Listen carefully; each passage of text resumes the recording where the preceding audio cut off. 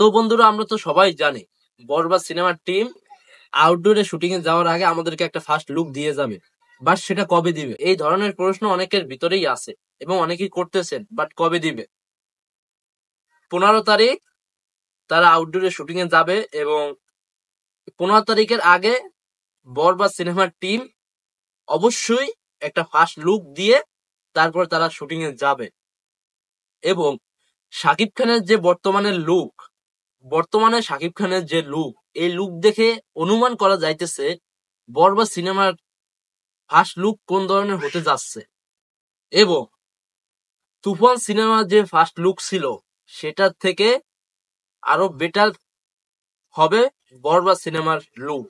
বরবাদ সিনেমার ফার্স্ট লুকে কত বড় যে ধামাকা থাকতেছে ভাই, এটা কিন্তু আমি বলতেছি না, অনেকেই বলতেছে অনেক বড় চমক থাকবে বরবাদ সিনেমার ফার্স্ট লুকে। বন্ধুরা, আমরা তো ইতিমধ্যে অনেকেই জানি এই সিনেমায় শাকিব খানের বিপরীতে অভিনয় করবেন প্রিয়তমা ক্ষেত্রী নায়িকা ইদিকা পল। এবং এই সিনেমা ভিলেন হিসেবে কে থাকতেছেন এটা কিন্তু এখনো মেহেদী হাসান হৃদয় জানায় নাই।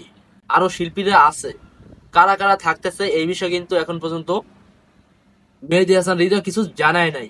বাট ভিলেন হিসেবে কে থাকতেছে সেটা কিন্তু জানা গেছে। সাম্প্রতিক সামাজিক যোগাযোগ মাধ্যমে মিশা সওদাগরের একটা ইন্টারভিউ প্রকাশ হয়। সেখানে তিনি বলেন 15-16 তারিখ আউটডোরে শুটিং এ যাবে বরবাদের। সেখান থেকে জানা যায় বরবাদ সিনেমা তিনি থাকতেছেন এবং